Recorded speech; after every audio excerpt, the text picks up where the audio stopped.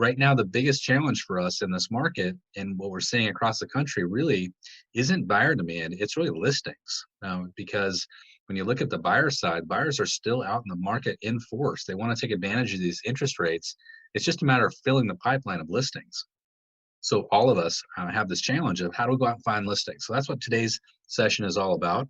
We're going to keep this pretty close to an hour, but I do want to answer everybody's questions. So if you have a question, there's a Q&A section on your screen, which you can access and ask a question there. I'll do my best to circle around and ask everybody and try to answer everybody's questions. Well, let's just jump right in here. So one of the things that we need to do is position ourselves as a leader in the market, because what's happening right now is you have a large percentage of the real estate agents in any community have just gone to sleep. They're in complete hibernation mode, and they're really using this COVID-19 situation as a reason and a justification to do what they always are doing anyway, which is to be really lazy and kind of go to sleep. And they're staying at home, they're watching Netflix, they're not getting dressed, they're not getting ready, and they're just, maybe some of them are collecting unemployment and they're just not working. They don't want to work, and that's okay. So really what happens right now is we have this opportunity, and it's kind of a rare event opportunity. And the rare event opportunity is where we can grow market share during COVID-19. And we need to have that mentality of, this isn't a scarcity market. This is an abundance market. There's more opportunities now than before, because before you had all these agents, tons and tons of agents. We're at a peak number of agents. We're picking off little transactions here or there. Those people are gone. Now who's left in the market is the real strong players. And if you're a strong player and you're watching this, or you want to be a strong player, you have picked no better time than right now to start lead generating and attracting listings. But you have to position yourself as someone that is working and is a leader in the market. How do you do it? You got to speak to your audience. So an example is using video. Now you're hearing every speaker, every trainer talk about video. If you've resisted it to this point, it's time to get off that train and really join the ranks of the leaders in the marketplace and start doing some video, but video with purpose, not just videos about, whatever. It's really videos to position yourself as a market leader. So I'm gonna give you an example of this. So imagine yourself doing a video every week where you're just being really transparent, authentic about what's happening in the market. Here's an example. You might say, hey, how does the coronavirus affect real estate? It's a big question I'm getting from a lot of my friends. And you're speaking to camera now, right? One of the biggest mistakes that people make is comparing this event to 2008. For real estate, really nothing could be further from the truth. Today, we still have a very strong demand from buyers, and what we have is very low supply. To give you an example, now you give it the real world numbers for your market. I'm going to give you mine.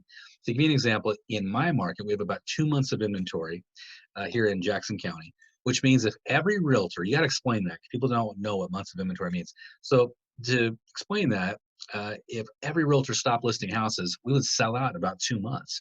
Now you compare that to the Great Recession, where we had about 11 months of supply going into that. A healthy balanced market, by the way, is about 6 months. So the other big difference is buyers. And during the Great Recession, we had a collapse of credit, which meant buyers couldn't go out and buy. Today, we have interest rates at 50-year lows, and buyers are actually chomping at the bit. We're actually seeing multiple offers. We had multiple offers in my office last week. And in the past 24 hours, and then you lay out your 24-hour, what happened in your hot sheet in the last 24 hours? In the last 24 hours in our market, there's been 32 pendings, 22 sales, and 42 new listings. The market is there. People are still trading real estate. If you have anybody that that needs some help with real estate, I'm happy to help. So you put that out as a video to your database. Now imagine doing that every week where you're just giving a little update. Then also get in the habit of sharing good news. Sharing good news is such an important thing to do. There's a lot of divisiveness right now with people that believe COVID is a fraud, it's a hoax. Other people believing that COVID is, the end of the world, and you have everybody in between those two positions. Then you add an election year with politics mixed into this, and lots of divisiveness. And the worst thing I see agents doing is getting involved in that, getting into that conversation, getting into that negativity, because as soon as you speak your position on one of those, you've alienated 50%, at least, of your audience. Don't make that mistake. You don't touch that with a 10-foot pole. What you do is you talk about good news. People are attracted to good news. It's like they want to have something else to talk about. So you share good news. I'm going to give you some examples, things I've shared recently in the last week. So here's one. Last week, and this is all relevant, real time. Last week, purchase mortgage applications increased 6% nationally, up for the third week in a row. That's versus a year ago. And over looking at us compared to a year ago, we're down 19%. But here's the good news: we're climbing back. Demand is now within 15% of pre-shutdown levels, and that's in a pandemic. That's amazing. Fannie Mae projects low mortgage rates will send refis through the roof with 1.4 trillion in 2020, the most since 2012. This extra money is going to help with people going out and buying things in the economy. It's going to help them have lower monthly payments and really clean up their balance sheet. So it's good news for the market. It's good news for a lot of our consumers. And you notice I put that into a social media post, which I highly recommend, or you can put that out as an email, or both. Why not do both? Here's another piece of good news. Good news for investors. The National Multifamily Housing Council, a trade organization representing apartment owners, surveyed 11.4 million apartment units and found that 80.2% of apartment households in the nation had made full or partial rent payments by May 6th. This is relevant real-time data. Now, that number is down slightly from last year when it was 81.7, but we're in a pandemic. It's amazing, right? People are still paying their rent. Now, that is up a little bit even from April when it was 78%. So what happened between April and May? You would naturally think it would go the other way with less people making their payment as more people lost their jobs. But actually what's happened is people got their stimulus check, and people also started getting in their unemployment checks. And some of them are getting that extra $600 a week. And so now they're actually able to make their rent payments. So another great thing to put out as a social media post. So you're sharing good news. You're being somebody that is a leader in the marketplace. That is so essential when you're communicating with your audiences, with your social media, with your sphere of influence. So let's talk about your sphere of influence. 80% of your business, no matter what kind of market it is, up, down, sideways, is going to come from your sphere of influence. You have to embrace it, and you got to wrap your arms around it, and you got to get control of it, right? So connecting with your sphere has got to be a huge part of what you do to lead generate. So here's an example of that. I might give my sphere members a phone call, right? And I noticed that this gal is holding her phone and doing a video call, which is interesting. So we want to do face-to-face, phone-to-face, or face-to-screen. That's a new one, face-to-screen. One of my top agents I interviewed last week is doing 7 of those a day, 35 a week. That's her goal, 5 days a week, 7 a day. And she's hitting 20, 30, $40 million a year in business just with 7 contacts, 7 connections a day. So what do you say? Here's a good example. Good morning. Just checking in to see how you guys are doing. How was your Mother's Day? Now that's real-time relevant, right? We're coming up on Father's Day soon, so you could switch it up depending on the season. Hey, at our house, and then you fill in the blank. So for me personally, I'm going to be authentic with you. At my house, my wife is super busy normally. She runs a property management firm, has 500 doors that she manages. So, we don't have a lot of time for cooking. We go out to dinner a lot generally. But now that we've been home with COVID, she's gotten more interested in cooking. And so she's now taking a cake baking class. So it's very dangerous for us because I'm a sweets guy. So we're working out a lot, and she's baking a lot of cakes. So, and that's true. And you want to be truth, right? Hey, I found an in-depth resource for anyone that you might know that's been impacted by COVID-19 financially. It has all the government programs and assistance plans. I can shoot you a copy if you like one for yourself.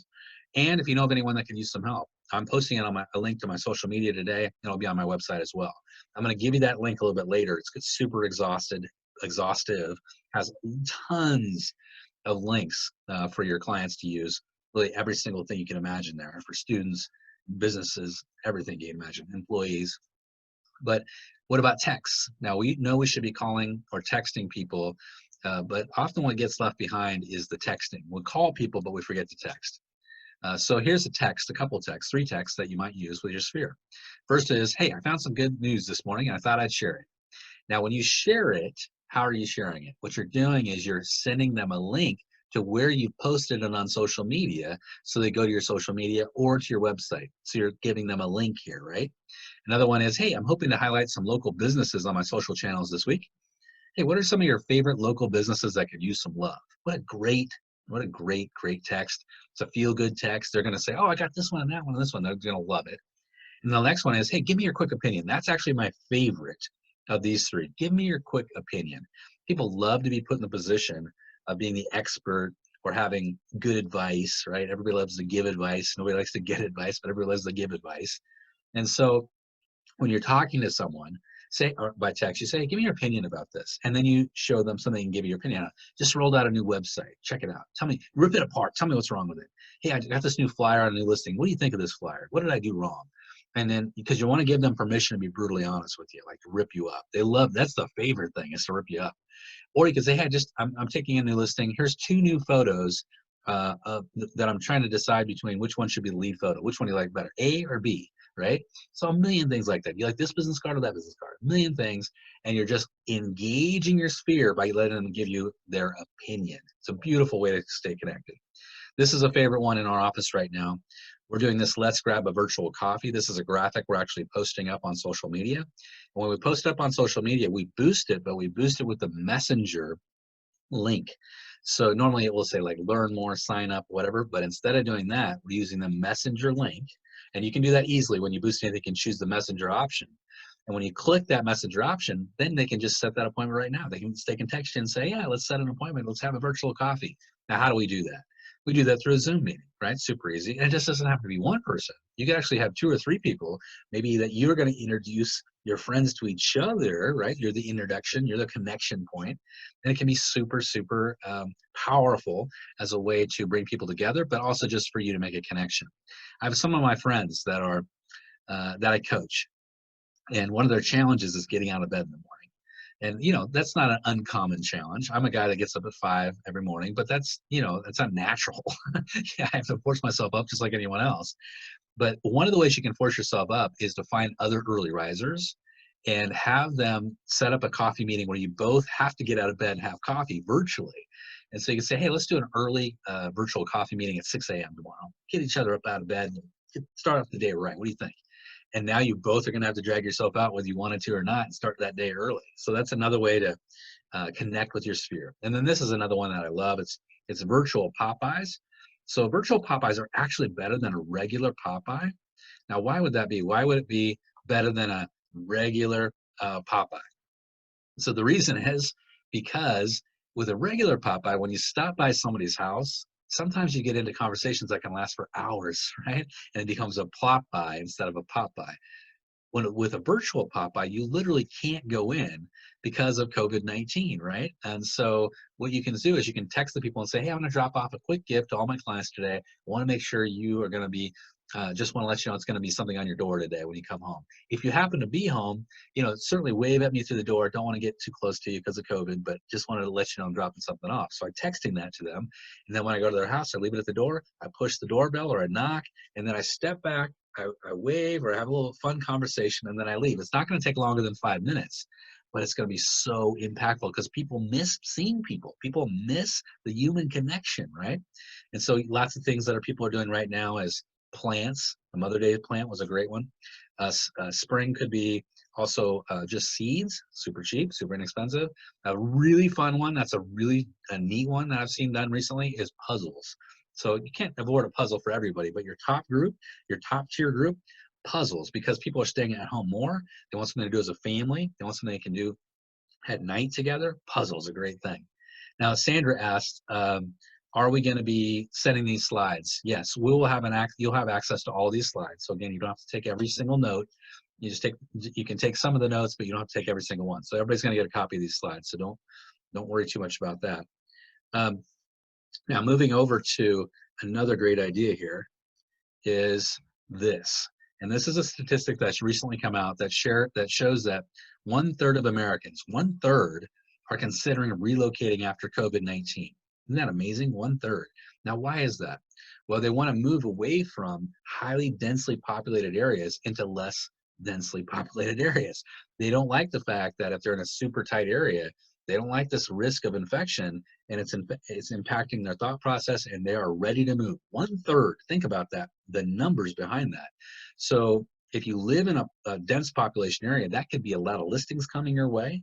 If you live in an area that's less densely populated, it could be a lot of buyers coming your way. But either way, it spells opportunity, and we want to make sure we're taking advantage of that opportunity. Now, how can we do that? I'm going to give you some ideas. So let's imagine for a second, guys, that we were going to move to, or you were going to move to Park City, Utah. I just picked this morning. I said, where should I move? Park City, Utah. So first of all, if you've never been in Park City, it's absolutely beautiful. That's where the Sundance Film Festival is. My wife and I went there a couple of years ago, had a fantastic time, saw a lot of fun movies. But if you've never been to Park City, you might naturally go to Google and say, I'm going to relocation Park City, Utah. That's what you naturally do. Now, this is the real-time results from this morning is what I got. There was only one real estate company, one, that had positioned themselves around relocation in Park City, Utah. It's crazy, right? One. There's a lot of other companies that are not really real estate companies, but the top one was Berkshire Hathaway had done it correctly. And then beyond that, when you click on that link, it takes you to a relocation page on their website. So something to think about is to start targeting relocation when you're doing your Google ads, if you're doing Google ads, and at the very least on your website, make sure you have a relocation page that's specific to, serving the needs of people that are relocating, because in any given market, the statistics are about 40% of the buyers moving around are relocation buyers. 60% are local, 40% are out of area. But how are you serving that group? What are you doing to prepare and really position yourself as a relocation specialist? Everybody's a realtor, but are you also a relocation specialist? Super important to think about.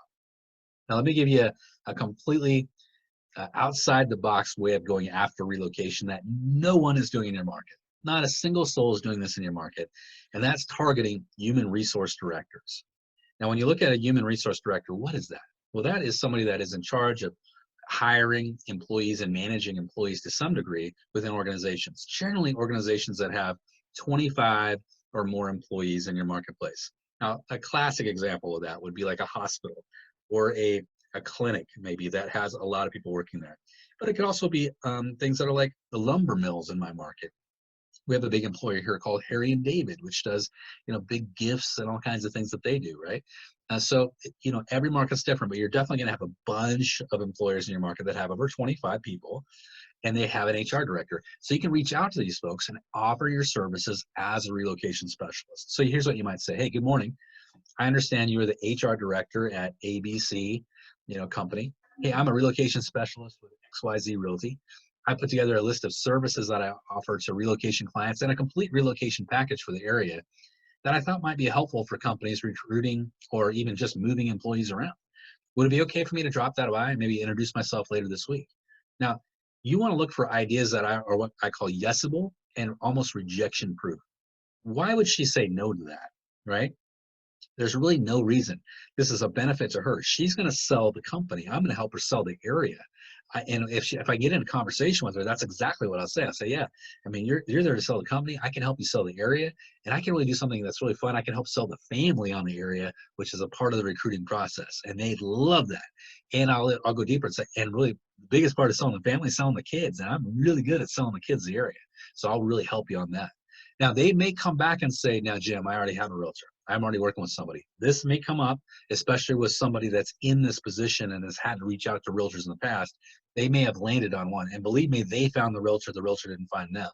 If you get that objection, here's my response. I say, totally understand. I appreciate your loyalty. Let me ask you, if they're unavailable for any reason, maybe on vacation or sick or who knows what, could I just get on and maybe be on your short list as an alternate? I'd love to be your alternate. If something comes up and they can't help you, I'd love to be that person. Now, at some point, as long as you're staying in contact and staying in communication, that alternate situation is going to come up. And when it comes up, I'm going to deliver such amazing service that they're going to start using me as not the alternate, but the primary, right? And that's all part of sales. And we understand that delivering raving service is the key to unlocking more sales. Now, here's 10 ways that you can win in relocation. And these are 10 things that I guarantee you 99.9% of the agents in your market are not doing. So number one is to network with hotel desk and staff managers. Now, why would you do that? Because who is going to a hotel? 40% of the people going to that hotel are probably going to be at least somewhat interested in moving to the area at some point. So when you look at those numbers, it's astounding. And if you are relocating, you're definitely staying in a hotel for some length of time. So getting in relationship with those people that are at the front desks and the managers there can lead to a tremendous amount of referrals. So when you're having those conversations with those front desk staff, just say, hey, I'm a local realtor. If you send me a referral, I'll give you a little fun gift, and it's just going to be about helpful for me. And by the way, if I have people relocating here and they need a place to stay, I'll refer your hotel. Sound good? They're going to say, great. Now, when they send you a referral, I got to go all in on that gift. It's going to be a big basket, and I'm not sharing commissions because that's not legal. But what I'm doing is I'm rewarding the referral. And it's okay to reward referrals, right? I'm not rewarding whether it closes or not.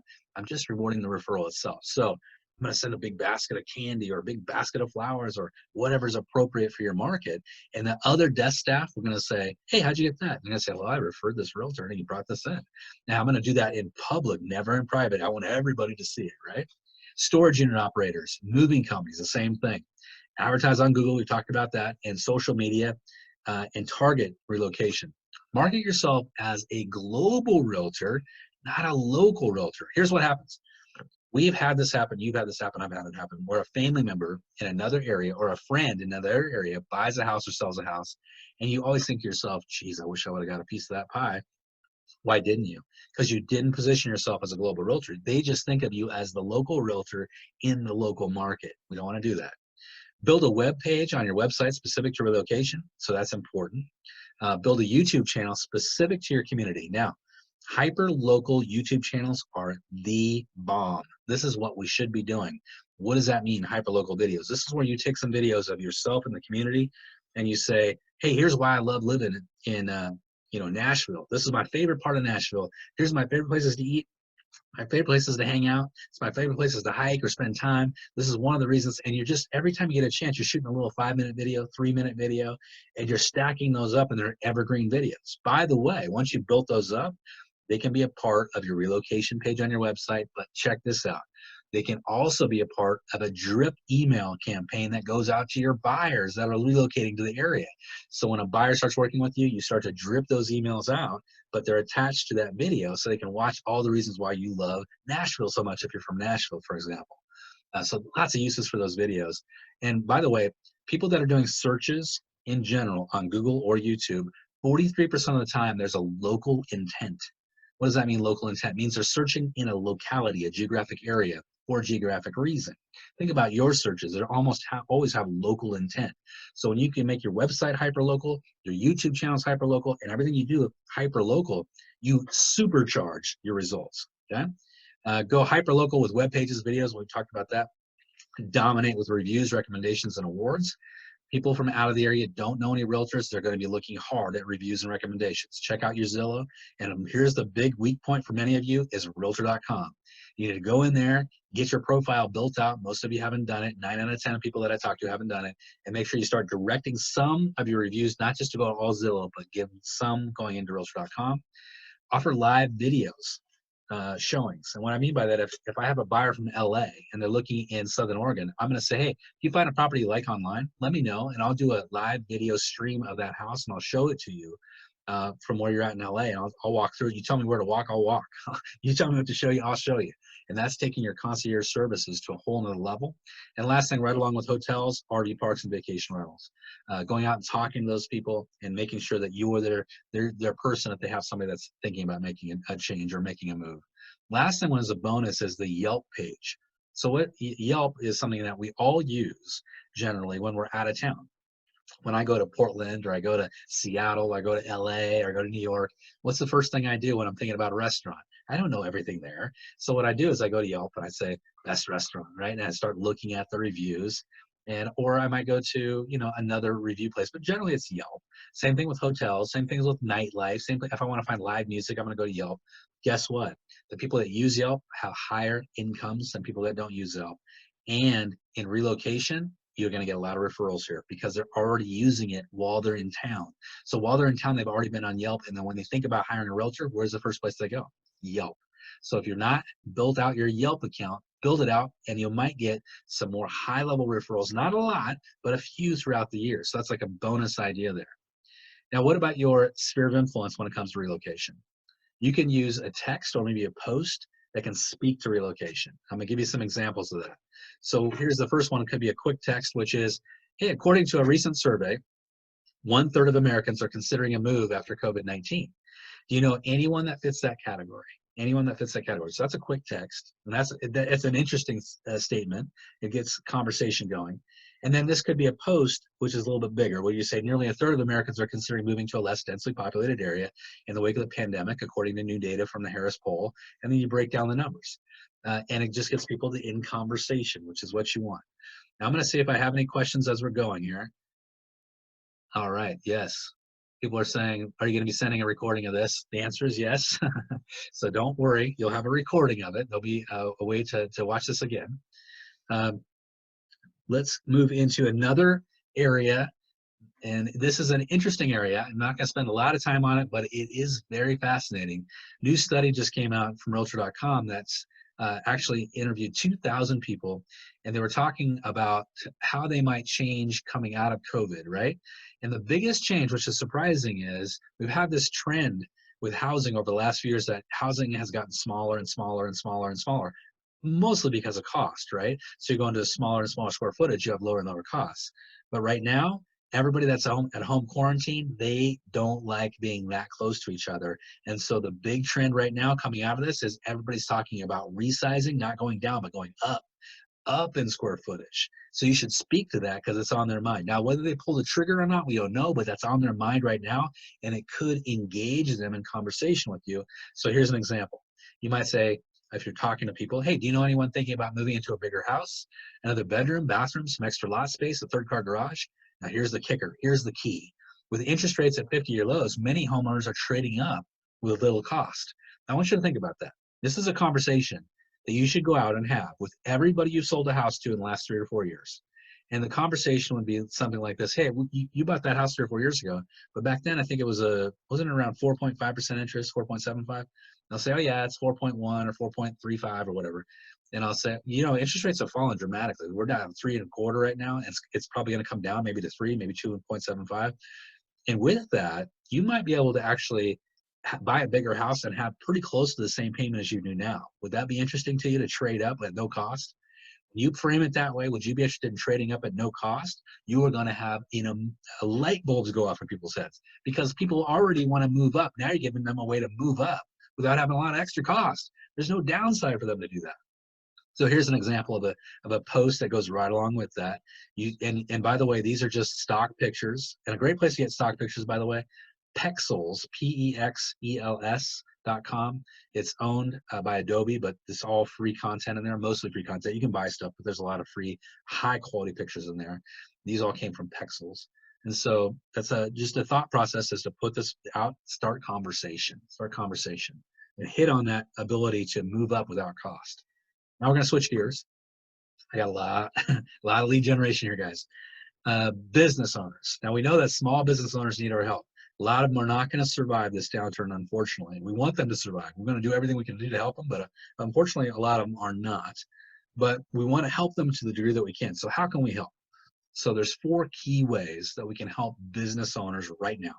So one is we can endorse them on social media and with our sphere of influence. So we can put the word out, hey guys, this is a great business, somebody I love doing business with. Second is we can send a direct referral. Some of these businesses are places that you might refer to, like a plumber, an electrician, a carpet layer, carpet store, furniture store, places that you can directly refer to. So if I can do that, I'm going to do that. Third is I'm just going to give advice, a listening ear. I'm going to be the counselor to these business owners and do everything I can to help them by encouraging them and brainstorming with them and really having conversation with them. And then the fourth thing is going to be helping them with liquidity. Some of them are going to have to sell some real estate. They're going to have to sell their house. They might have to sell rental property. They might have to consolidate locations, warehouses, all kinds of things to stay in business, to keep their business afloat. And so we don't lead with liquidation. We never do that. We don't want anybody to liquidate anything. But we give them support to these other 3 levels. And if they need us, we're here. So we start with a servant's heart. We're here to serve. We truly are. Because when we serve them, they'll serve us. A good measure of your business is always this. If you want to receive 5 referrals a week or 10 referrals a week, which would be like, for most people, an absolute blessing if they got 5 or 10 referrals a week, you got to ask yourself, if I'm living in expectation of that, then how many referrals am I sending out? Am I leading with it? Am I being the go-giver?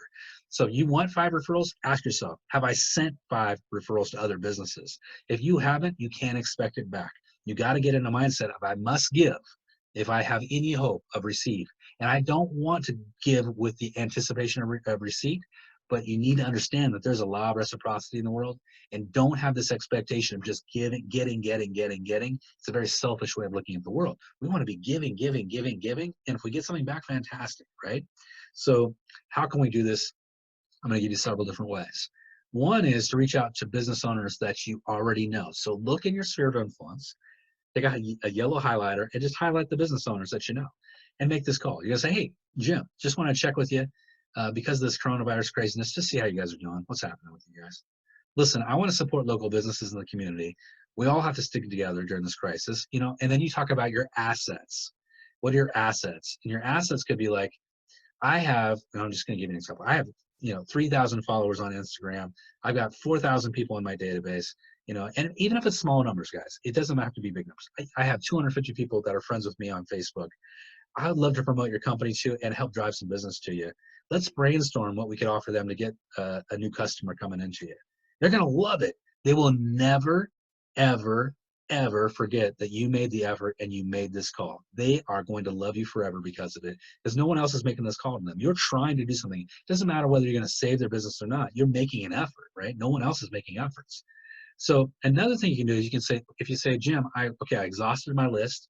I only had 10 and I did it. It was great. And we got a lot of great feedback, but I want more. How do I find more businesses I can help? A great social media post, which a lot of my students have used super successfully over the last few weeks, is this one, which is you say, hey, do you know anyone that owns a small business that could use some support in the community? I'd love to share as many local businesses with my friends and family as I can through this crisis and highlight a few each week on social media.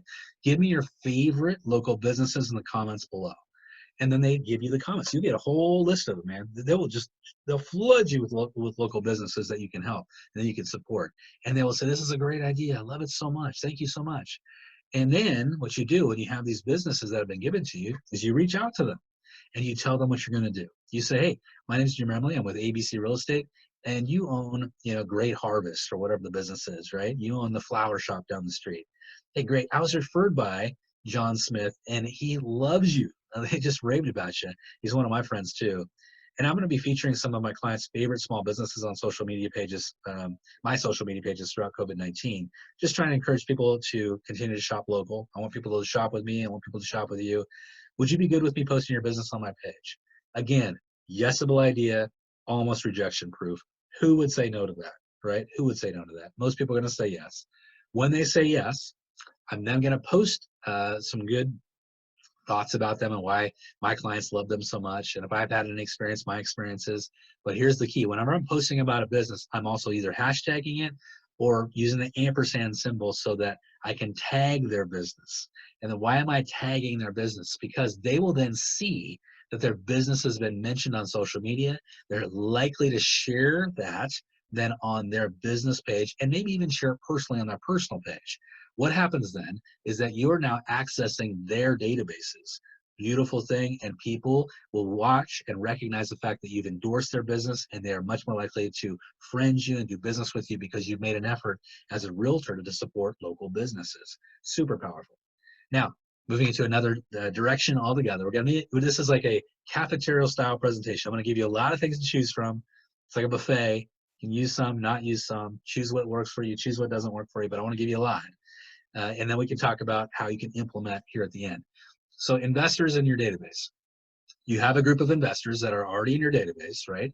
And these could be friends, family, people you've done business with in the past that own investment properties right now.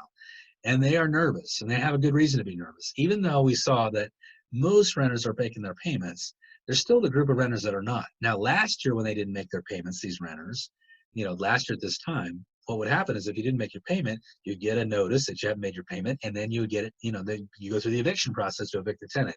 In most areas of the country right now, there's an eviction moratorium.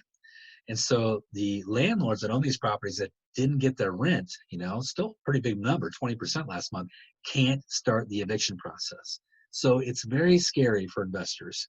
So you want to call your investor clients and say, hey, how are you dealing with this eviction moratorium? Check and make sure you understand it in your own market. In my market, it was a 90-day moratorium, but it's been extended a little bit. So check and make sure you understand it in your market before you make the call.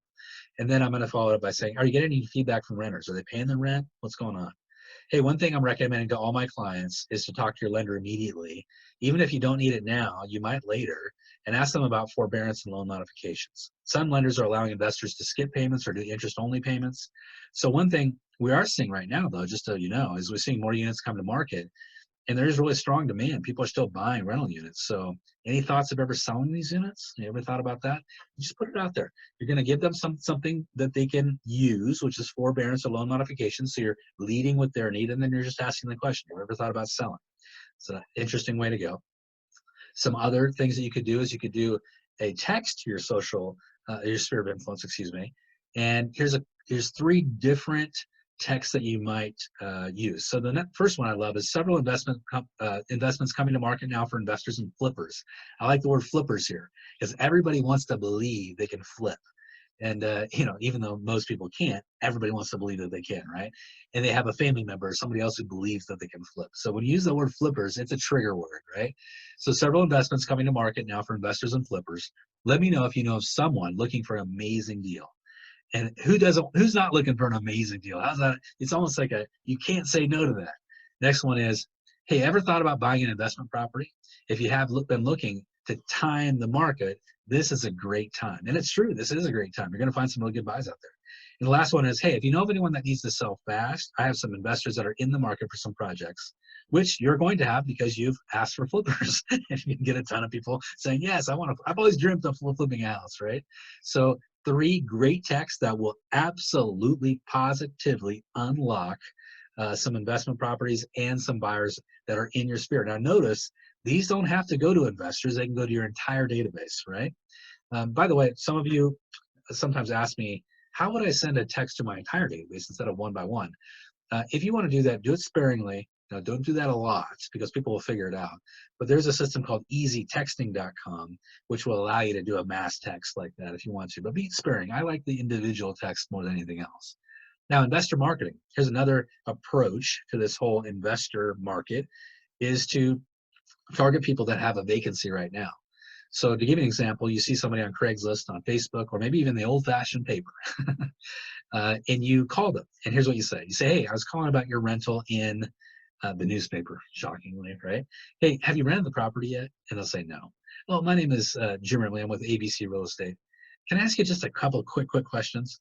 They'll say, usually yes, maybe not, but usually yes. You can say, hey, how long have you owned these units? And they'll say, oh, 3 years, 5 years, 10 years. Let me ask you, how do you feel about the no eviction rules that have been put in place? Now they're going to go off. You can lead with that question, but I like to kind of warm it up. And they're going to go, that's crazy. I hate it. It's terrible. It's horrible. It's not capitalistic. And, whatever. Crazy question then. I got to ask you, would you consider selling these units for the right price? And let it hang. Let the pause hang. Would you consider selling these units for the right price? And they're going to answer one of two ways. They're going to say yes or no, right? If they say yes, that's great. I'm going to say, great. Well, the reason I'm calling is I'm asking my office. The reason I'm calling is because my office is working with a handful of investors that are looking to purchase units for cash. Do you have some time today or tomorrow to show me the units, either in person or virtually? Now, remember, they have a vacancy. So that's why we're calling, is because if investors are going to sell, they usually sell when they have a vacancy. It's like a perfect time for them to sell. Not only do they have a vacancy, now they're facing the eviction moratorium, right? So it's like a perfect storm for them to sell. Remember, they also have to think to themselves, do I really want to put another tenant in here? Because I could literally put a tenant in, and then for as long as this eviction moratorium lasts, they could choose not to pay their rent. And then when it ends, what could happen to me is that because there's going to be this massive backlog of people that have to be evicted, it could be 6 months before I could evict them. So I could literally put somebody in here to rent a property today that doesn't pay me rent for 9 months or more. Why would I do that instead of just selling? Some of them will be thinking that, and it may be a conversation that we have. So some may say yes, but a lot are going to say no, I'm a long-term hold. I'm not going to sell. That's okay. Now I'm going to follow it up by saying, sounds like they must be a good investment. Are you looking for some more good investments, right? How do you say no to that? You can't say no to that, right? The reason I ask is that I provide a service to local investors. It's a quick weekly list of the hottest investment properties that have hit the market. Can I add you to the group? They say, yes, great. Now I've captured somebody. Remember, if I could put 5 or 10 or 15 or 20 investors into my pool, I could have absolute transformation in my business model. My business could transform because these people are serial clients, meaning they just don't do one transaction a year. They'll do 2, 3, 4, 5 transactions a year, and they'll do them every single year. So it's not as if we're just doing this one-off where we have to sell ourselves every single time. These are powerful clients. Now, you generally can't have every client be an investor, but if you had a mix of investors in your pool, wow, it will absolutely change your business. Now, here's another one really outside the box, guys, which is mailing to investments owners that are managed by another property management company. So this would start by you going to property management companies in your local market, identifying the vacancies. A lot of times it'll show the address. When it shows the address of the property, you cross-reference against the county records, and now you have the client's name and address. Now, if you're using a system like the Red X, you could actually get the phone number. If you're not using the Red X, you could just put it into a mailing, but here's what you're going to say. Like phone call or mailing, here's what you're going to say. I did some research this morning, and I found that you own a property at 123 Johnson, managed by LC Property Management Firm. It looks like you have a vacancy. My name is Jim Remley. I'm with John L. Scott. The reason I'm asking is that there is a strong demand for investors right now. And would you be open to know what the units might be worth on the open market? Question mark. Or you might say, would you be open to selling if the price was right? Would be another way to put that. As a side note, if you're not in the market for an offer, I also provide a service to local investors. It's a quick weekly list of the hottest investment properties that have hit the market. Please let me know if I can add you to the group. Again, I'm going after them two ways, buyer or seller, buyer or seller. And it works. These absolutely work. And you know how it works? It worked on me yesterday. This is a true story. True story. I own an RV park. Some of you have heard me talk about this before. I got a call from a realtor in Portland, Oregon. Now this RV park, it's about 100 miles from where I live. So it's where I used to live. So she calls me and says, hey, I'm XYZ with this company out of Portland. I know that you own an RV park. Have you ever considered selling? We have investors that are buying, kind of same script, a little bit of a twist. And I said, well, I got to be honest with you, I'm a real estate broker as well. And then she immediately flipped. Oh, great. Are you in the market to buy anything? I said, well, absolutely. Yeah. If you find me the right buy, I'm open to buying it. She said, great. Let me take your name and email and address. And she did. And I said, well, what do you got? She goes, well, I got a couple coming up on the coast. I got a couple coming up on I-5 here. You might be interested. I said, I might be. Send them to me. Great. Man, what if she made 20 calls like that and got 20 RV park owners who are interested in buying other RV parks? What a win, right? I could talk about that all day. Moving on to vacation rental owners. Now, in your market, in most markets, there's at least a few vacation rental owners. Now, classically, we think of these as Airbnb or VRBO type of properties, right? So right now they're getting hit. I happen to own a couple of Airbnbs. And what happened for me is my spring and summer wiped out. Everybody canceled within 2 weeks. Same is true with everybody that owns an Airbnb or vacation rental, wiped out. And what's happening is a few of these people can't withstand making the monthly payments on these investments without that income coming in. Now, I'm able to weather that storm, but a lot of people can't weather that storm. And so they're in real jeopardy. So that's just like the typical host who, like me, owns one or two. But there's also something called a super host who owns usually 10 or more. Now, super host who suddenly went from making all this income, could be $60,000, $70,000 a month or more, goes to zero and now has to write a check for $60,000, $70,000 a month that will cover their mortgage. They're in real trouble and they're going to have to sell. Huge opportunity for your market. So, question that you can put out to your sphere of influence. Hey, do you know of anyone who owns a vacation rental? These folks are some of the hardest hit during the COVID-19 outbreak. 3 quick things. First, my office works with investors who may be interested in acquiring more units. Second, some vacation rental owners are now increasing their holdings. And third, Airbnb, which you might not have heard this, is releasing up to $250 million in relief funds. I'd love to make a connection with anyone you know that might need the help. So it's a great win-win-win here. Everybody knows somebody that owns a vacation rental, and a lot of people don't know about that $250 million relief fund that Airbnb put together. So that could be a huge opportunity just in that conversation alone. You also, in your market, might have areas of your city or county that have been zoned for vacation rentals, and then there's other areas where they don't allow them. But if you know that there's a market spot, a hot spot in your market where they are, send a mailing. Do a mailing into that zone because there's going to be a ton of listings that are coming. Same thing, you could do a geographic post targeted for a specific area, and you could do that on social media. So there's 2 ways to go after them. And I'm going to give you another way, which is really fun, which is actually go into VRBO or Airbnb. I'll show you an example here. I did a search in Los Angeles, and I just did a random search in Los Angeles. Of course, there's hundreds of vacation rentals in Los Angeles. When you dive in, you're going to be able to go to a specific property like this one. This is an actual host in Los Angeles, Charlene here. And so what can I do with this? Notice it says contact. I can actually reach out to her directly and make contact. So if I click that button, I can send her a quick message and ask her if she's interested in selling. Now, in order to do this, guys, I'm gonna have to create a profile on Airbnb or VRBO, just as if I was gonna rent a property. Doesn't mean I have to spend any money, just creating a profile. And in doing that, now I can send that message, right? And the message is gonna be super simple. It's gonna be, hey, my name is Jim. I'm a local realtor, just had a quick question about your unit. Would you consider selling for the right price? Always the right price. That's such a key question. The reason I ask is my office has investors who may be interested in acquiring more units. My number is listed on my profile page if you'd be more open to a conversation, or if you'd be open to a conversation. They might say, Jim, why don't you put your phone number right here? It's because Airbnb will automatically block out all phone numbers. You have to link back to your profile, and it will automatically do that. They can just click your picture, it'll take them to your profile, and then they can call you or reach out through a message. Now, here's a little secret sauce here, some crunchy material. And that is that you can't just send the exact same message to like 100 people, because the Airbnb algorithm will catch you. So what you have to do is change this message slightly every time you send it. So, and I'd probably recommend doing like 10 messages a day max. Don't do like 30 or 40 or 50. Small number, maybe even 5 to 10 a day, and changing that message every time, and you should be totally golden to get a lot of response. This is going to be a killer market. There's going to be a lot of opportunity in this market. Now, switching gears one more time. Here we go. Maybe a couple more times.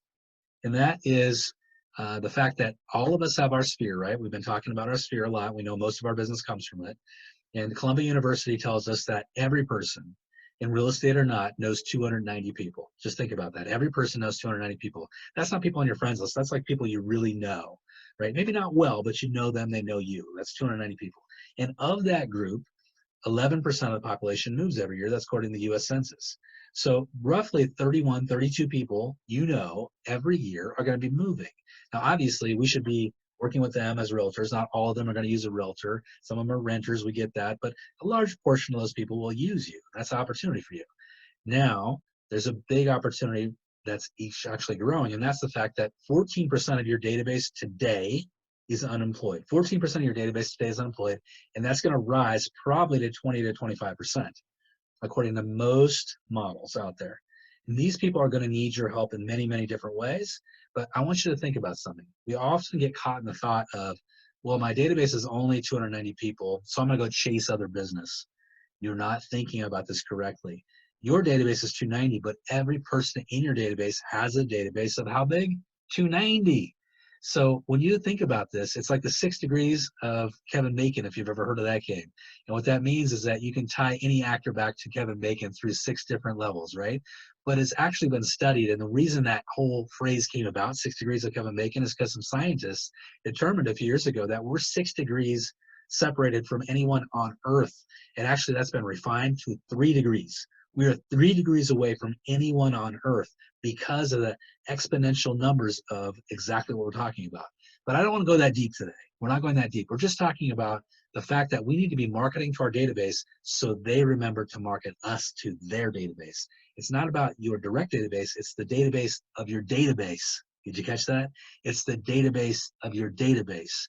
That's where all of your power comes from. All the referral power comes from is them referring you to someone they know in their circle. So super important. And it's conditioning. Think of those 290 people as your sales force. I could talk all day about turning them into your sales force, but right now we're going to switch off to how do we have this initial conversation. So I'm calling my sphere of influence. I'm just checking in with them like I'm doing every week. How are you guys doing this week? Hey, at my house, and I'm going to describe what's going on for the week. It's all about the 2 S's, Scrabble and Survivor right now. There's 40 seasons of Survivor. I think we're on 32 now. We're going in reverse, by the way. We're going down, not up. So quick question. Hey, do you know anyone that has lost their job or has been laid off because of the coronavirus? The reason I'm asking is many lenders are now offering something called forbearance, if you haven't heard of it. Basically means that will work with you to skip payments or make interest-only payments during the crisis. Renters in our market can also benefit because there's an eviction moratorium. But I'm happy to talk to anyone that can use some help. If you know of anybody in your circle that's maybe struggling or has any kind of issue, you guys have any family or friends, or you yourselves have any issues, I'm here to help in any way that I can. And just let them have conversation. Remember, a big percentage of your group is going to have a need themselves. Somebody in your database today desperately needs you to call them. Somebody in your database today desperately needs you to call them. So how can you help them? I'm going to give you a few ways to help them directly. One is offer to help with their resume. So if somebody says, I lost my job, my wife lost my job, my kids lost their job, something like that, you can say, hey, listen, shoot me their resume. I'd be happy to circulate it in my circle of friends. You never know. Sometimes the key is in connections. Let me know if you need any other help with anything real estate related or not. I'm here to help them. Make sure you send me that resume over. That's step one. That's like one thing I can do easily. Another thing to do just in general is as you see places in your market hiring, and there are a lot of places still hiring, believe it or not, make sure you post that on social media. Say, hey, for any of my friends that are looking for work, here's a list of all the places that are hiring. I just did this a week on The Path. I shared in the nation all the places that were hiring, millions and millions of jobs that were shared on LinkedIn recently of places that are hiring. And that shows that you're trying to help people. And it's all about your effort, right? And then you want to be a resource for clients. I'm going to give you guys a link because you guys get all these slides. And this is really a big, just kind of a catch-all for every single federal program that's available right now. It's a complete breakdown of every relief package for businesses, for students, for owners, for workers, for homeowners. And it's great to send to your social media, put it out on social media, send out as an email, lots of different ways to use that material. And then here's another fun, I think, really heartfelt post that you can do on social media. My friend Mary Gilbert did this, and she posted this not too long ago. She said, if anyone's not working, or even if you are, and runs low on food, please don't let your kids or yourself go to sleep with an empty stomach. Please don't be afraid or embarrassed to send me a private message. I'll never tell a soul. I'll be more than happy to share whatever I have with you. I'll drop off groceries and be off, and I'll go. And she had tremendous response on that. We see just right here. I mean, this is just like within an hour of her posting it, 88 people liked it, 13 comments, and it got super viral after that. Now I've seen the same message shared, and that was the intent. I mean, she didn't start this; she copied it from someone else, but she shared it and has joined the cause. Copy and paste if you can and are willing, and now it's been shared. And I've seen it from other realtors, but it's a great message, right? And it shows that you're trying to do something. You're trying to help. Now we're going to switch gears. Notice of default and pre-foreclosures. Notice of default and pre-foreclosures. Now, pre-foreclosures, foreclosures in general are not going to be like 2008, 2009. People have that in their heads. It's not going to happen. Right now, there's way more equity in people's houses than there was in 2008, 2009, and just a whole different market environment. So we're not going to see that, but we will see an uptick in people missing payments and people getting maybe behind a little bit. So there'll be an uptick in pre-foreclosures, maybe an uptick in actual foreclosures, but not a straight up linear line like we saw in 2009. Because of that, we have opportunity, right? The opportunity is to help people. It's not to take advantage, it's to help. Because a lot of these people don't realize they might have equity in their home, and you can also help them save their credit if you can help them maybe do a short sale or get out front of this house before it becomes a real burden. So a couple ways to find your pre-foreclosure targets. One is Zillow. Zillow has a category, which is pre-foreclosure, which I could use in my own market, and I can see all the pre-foreclosures there. That's one simple way. Another way is to reach out to your local title company and ask for a notice of default list, an NOD list. A lot of times they'll email it to you weekly or monthly, and that also a lot of times gets you ahead of Zillow, and that's what you want to be. You want to be ahead of Zillow, because a lot of agents will wait for Zillow, but if you're 2 steps ahead of them, you can get to these clients before anyone else. So here's an example of what you might say either as a piece of mail, on the phone, or in person if you're really, if you're really daring and bold. But how do you find the phone numbers? Again, it's going to get down to the red X and using a system where you can find these phone numbers, because they're not going to offer it. The homeowner's not willingly putting this information out. All you're going to have is an address. But let's assume you can find the phone number, or you're doing a mailing. Here's what you're going to say. Good morning. Is this whoever their name is, Mr. Smith? My name is Jim Remley. I'm a realtor over at ABC Real Estate. The reason for my call, or you visit if you stop by, is that I was doing some research on properties in your neighborhood. Not sure if you're aware of it, but Zillow has listed your home in a pre-foreclosure status. Many of my friends and clients have been in a similar situation, which is the reason I called or stopped by. The thing is, a lot of homeowners underestimate what they could actually sell their home for in today's market. My question is, would you be open to selling your home to a cash buyer? Now, they may resist and say, oh, no, we caught up our payments, that's a mistake. And you a lot of times get defensiveness. And you say, oh, I totally understand, no problem. Well, I'm here to help. If you ever decide you want to sell it for any reasons, I'm here to help. And now I'm going to follow up with them every, few weeks, maybe every month, just as a touch base. I just want to touch base, see if you guys might be reconsidering, thinking about selling again. Might be through a letter instead of a call. Might be, a different form of communication, but I'm going to stay with them. If they happen to say yes right out of the gate, which sometimes will happen, you can say, great, market's low on inventory. My office has many buyers circling. It's exactly how I was doing research in your area. Would you have some time today or tomorrow for me to stop by, or would you prefer a virtual meeting? I'm going to get into that conversation as quickly as I can. Now, even if they say no today, if they're behind on their payments, it's highly likely they will open up into an opportunity within the next 2 or 3 months. A lot of people focus 100% of their efforts in lead generation on pre-foreclosure and do extremely well. So now we're going to switch gears into for sale by owners. One of my good friends, Chatty Bazzi, he was on my podcast about 3 weeks ago. By the way, if you haven't subscribed to my podcast, you can find us over at YouTube. You can subscribe to our YouTube channel, which we post them there. And you can also hop on to eRealEstateCoach.com, eRealEstateCoach.com. You can look up there. You can see our podcast. You can click it. We've got a lot of great people that have been on the program. But he mentioned that he had a student, and this student did 87 texts in a couple of days to all the for sale by owners in our market. Imagine that, 87 texts to for sale by owners in our market. Didn't call them, texted them instead. And of those 87, 10 responded positively. That's good, right? 10, that's good. And then 5, she was able to do a virtual meeting with, not even going to the house, just a virtual meeting. 2 listed their properties immediately.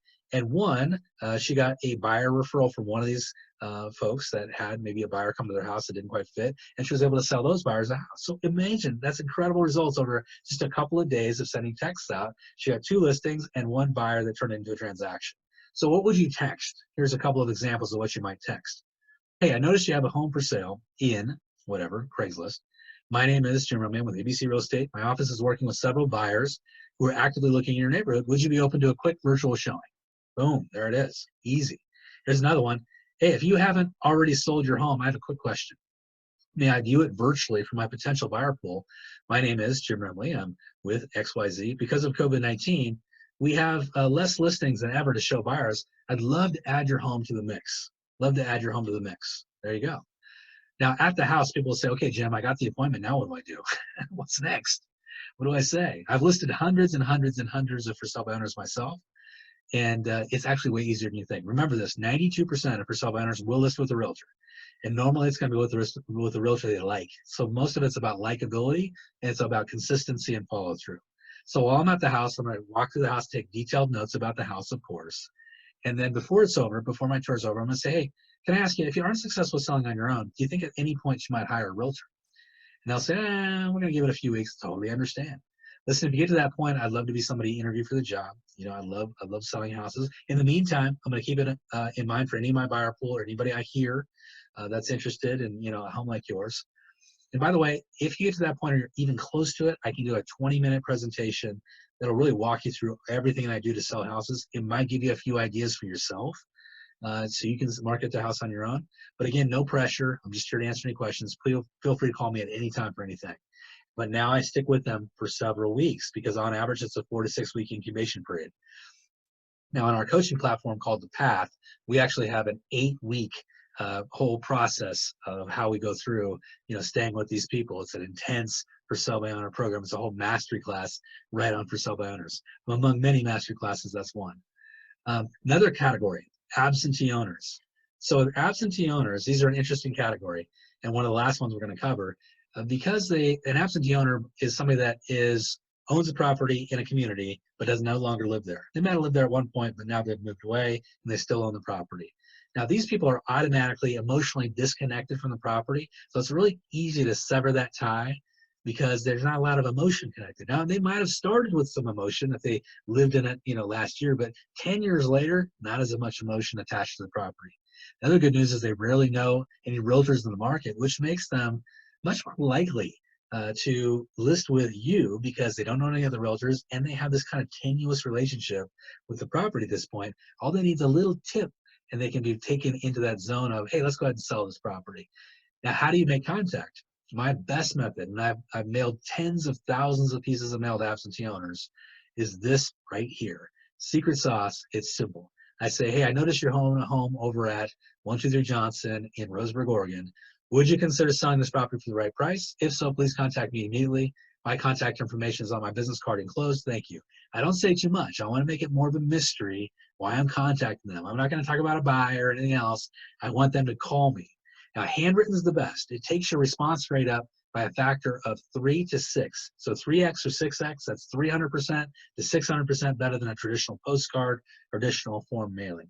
You might say, Jim, there's no way I could write that many handwritten notes. I get it. I'm left-handed. I write terribly.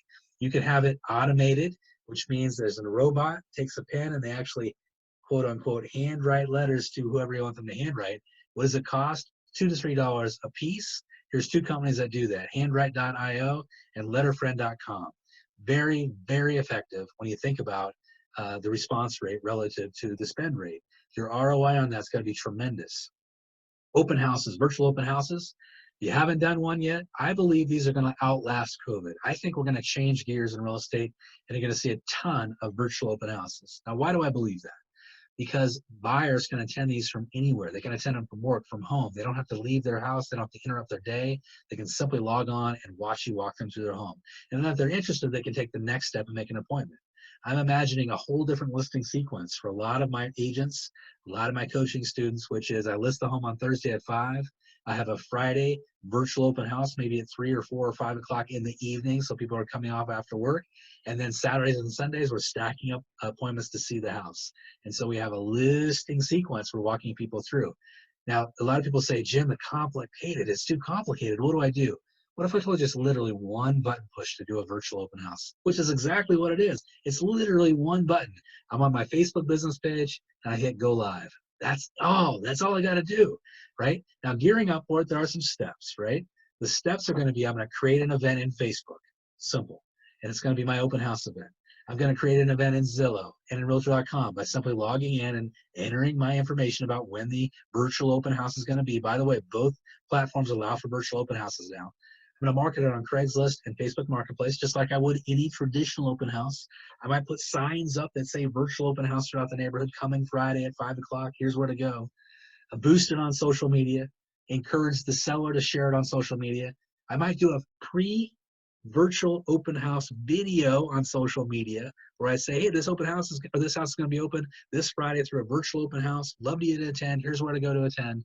And then I'm going to offer something during the open house, which is going to be links and a PDF so that people give up their email address to me. So I'll say during the open house, hey guys, I've got a lot more information about this house, a lot of details that we couldn't cover.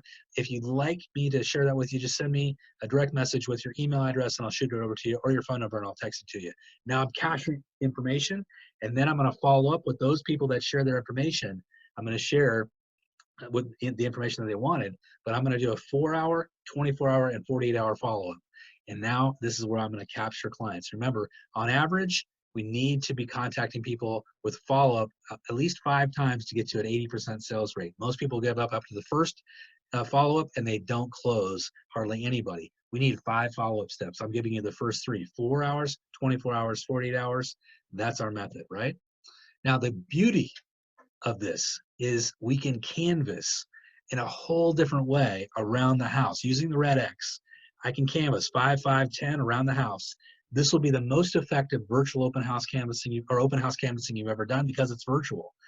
Here's the script. It's very simple. I say, hey, I'm Jim Remley with ABC Real Estate. You might have noticed your neighbors have their house listed down the street. Have you seen the sign? They're going to say yes. Hey, with COVID-19, we have had to adjust our open house strategy, but this week we're doing something special. We're doing a virtual open house. I just wanted to invite you to the event. I'm always curious to see my neighbor's house. I'm sure you are too. We're going to be live streaming it from my Facebook page. Can I send you a link? Who's going to say no to that? Most people are going to say yes. Why? They don't have to leave their house. They don't have to trounce over to the house. They don't have to walk through. They don't have to know that they don't have to let the neighbors know they came through. So they can do it in secret. They can do it in private. No one knows that they were there. People love it. And then if they say, yeah, give me that, I'll say, great. Can I ask you just a couple of questions? And I'm going to ask them a series of questions. I'm just trying to get to know buyers who this home might appeal to. You've lived in the area a while. Can I ask you a couple of questions? They'll say, sure. How long have you lived in the neighborhood? What do you like most about living here? Where'd you guys move from? Crazy question. Would you guys consider selling for the right price? I'm going to get to that question because that's the key question. And let me ask you, would you be curious to know what the home eventually sells for? I'm building my pipeline. I'm dropping these people into my database. Why? Because every single home in every single neighborhood is going to be listed over the next 10 years. If you plan to be in business in the next 10 years, don't focus always on the now clients. Just focus on the business that's coming to you by building your database out every single day. So important to do so. So what's your 90-day plan? I'm going to lay it out for you as we conclude this. Here's what I want you to do. This isn't a forever plan. This is a 90-day plan. Through COVID, we need to work much harder. We got to go 4x our normal activity to maintain even steady flight. And we're going to stack up business for when this situation ends, because it's a situation, right? And it's going to end. Here's what I need to do. 10 calls a day to my sphere of influence, 10 texts a day to my sphere of influence, 10 cards a day to my sphere of influence. Now, if you haven't been calling your sphere, you haven't been texting your sphere, you haven't been reaching out to your sphere, cut that in half, go to 5. Do 5 for a week or 2 weeks, and then ramp up to 10, because 10 is going to be overwhelming, and you don't want to come in with a failure. Start with 5, then ramp up to 10. But as soon as you can, get up to 10. And then 10 posts a week on social media. Again, if you haven't been posting anything before, start with 5. That's one thing a day, but soon I want you to ramp up to 2 things a day on social media. And of those 10, 2 to 3 a week are going to be videos, 2 to 3 a week are going to be stories, okay? Now, to take this one step further, once you've got that done, that's your core, always your sphere is your core, you can add one of these other 11 lead generation strategies I gave you. I think I gave you 14, but at least 11. And when you're doing that, just choose one of those other methods and start going after it with 10 calls, 10 texts, 10 emails, 10 messages to that target group to really blow it up, okay? Now, for those of you that haven't ever looked at our coaching program, I just want to take 1 minute and really tell you what we're doing with the Path Performance Coaching. You might have seen it, might have heard about it, but maybe you don't know all the bells and whistles that are included with it.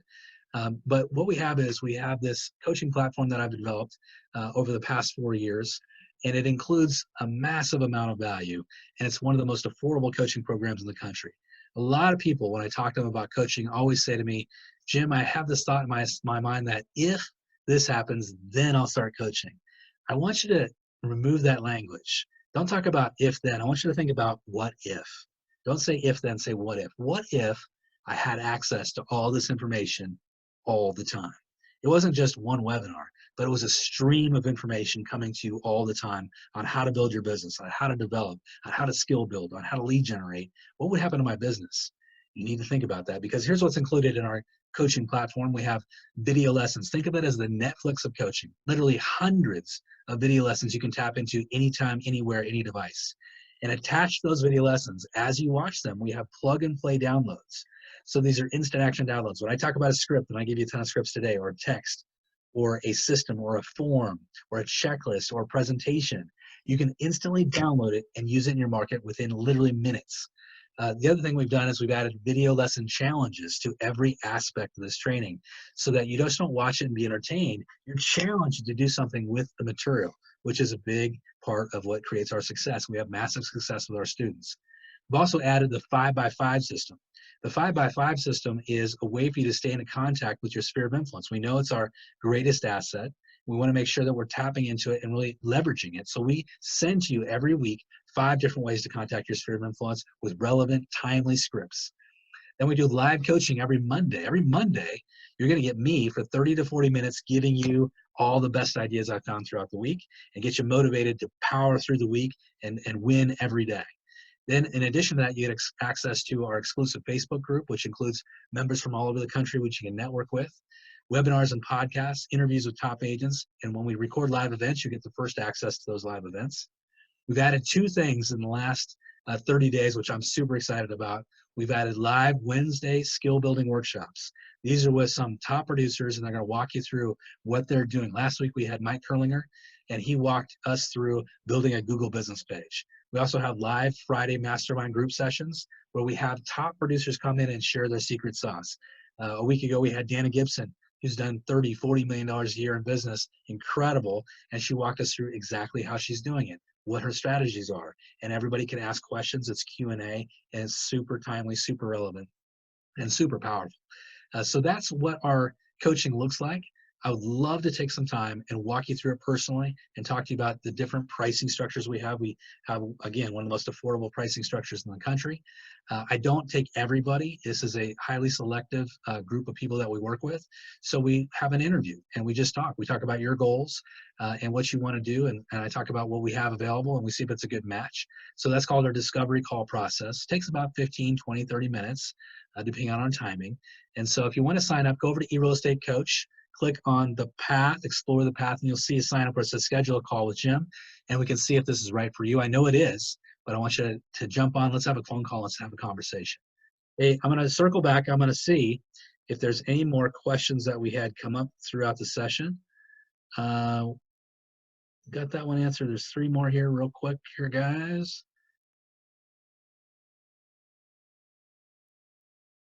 Okay, good question. Jim Moore asked, what's the advantage of difference between a Matterport 3D tour versus a virtual open house? A Matterport 3D tour is generally something you're going to place on your listing for people to do their own walkthroughs, when they want, and they're beautiful. I mean, they're incredible 3D virtual tours. The difference between the virtual open house is that it's a live event, so it creates a sense of urgency, and you're going to have real-time communication with people that are in the room with you or watching, and they can ask questions. I'll give you an example. We just had an open house extravaganza, virtual open house extravaganza. We had 26 open houses in one sitting, all of, incredible. And we had lots of questions where people were like, go to the backyard, show me the garage. Can you open that cabinet? That's the difference, where it's more an interactive and you can actually sell yourself. A Matterport is not the agent in the picture, it's only the house. And we know that with open houses, and this is true virtually or not virtually, is that it's not about necessarily selling the house as much as it is about collecting clients and using it as a tool to bring more clients into your business. And that's the biggest difference. Great question. I think we got them all, guys. So have a fantastic day. Again, this was recorded, and so we will put this out as a video with all the slides, so you'll have them available to you. Have a fantastic day, and go shake that money tree. You have the opportunity to write 2 different and distinct stories, things that you're going to tell your kids, your grandkids about years and years from now. They're going to ask you, how did you make it through the COVID-19 crisis? What did you do to keep selling real estate through that crisis? And your first story could be, well, I hibernated, I went home, I went in my bunker, I watched a lot of Netflix, did a lot of streaming, played a lot of video games, did a lot of gardening, wrote that book that I was trying to write, did a lot of self-reflection or exercise. And you won't tell it like that, but you'll come up with something along those lines. You'll spin it, right? That'll be your story. The other story, though, you could tell is the story of how you actually didn't bunker in. You actually started to work on your business. Instead of working 8 hours a day like you used to, you actually started working 10, 12, 14 hours a day. And what you were doing during that time was you were focused on lead generation, coming from it as a servant with a servant's heart, really approaching your clients and asking how you could help, and finding ways that you could touch business owners and really focus on how you might be able to strategize and brainstorm with them to help them grow their business through the crisis, and how you worked on all your systems, your listing presentation, your buyer presentation, your pre-listing kit, how you developed and really became an expert at lots of different lead generation strategies, and how you had to adapt rapidly to the changing market. You're going to tell the story of how you grew as an agent, how you got better as an agent, and how you exited this crisis actually far stronger and far better than how you entered the crisis. That's the story you're writing right now, and it's a decision for you to make. I'd love to take this journey with you. I'd love to be your coach and help you navigate these waters. And I know they can seem treacherous. I know they can seem like something you can't get through, but I guarantee you can get through it. I'm a 30-year veteran in the business. I've been through the Great Recession. I've been through 9/11, and I've been through actually 5 recessions in my career. And I can tell you that the people that thrive in this kind of environment are the ones that double down on their work. They invest in themselves, and they actually face a crisis head on, and they keep working. I'd love to work with you. We've got a bunch of training programs, a bunch of coaching programs that fit every budget and every kind of place that people are at with their business. If you're a brokerage owner, we've got a solution for you. If you're an individual agent, we have a solution for you. If you're a team, we have a solution for you. So we've got different packages for every budget. We've got different systems, and we've got different programs that will fit you and what you need right now. And what I think we all need is we need somebody to work with, somebody that can help us and guide us through this crazy time of the COVID-19 crisis. I'd love to be that person for you. If you'd like to schedule a discovery call, click the link below, and you and I can get on a call. It'll be me personally, not someone else. And we can have a conversation about your business, where you're at and where you'd like to be, and how I might be able to help you to grow through this crisis. Have a great day, good selling, and I hope to talk to you soon.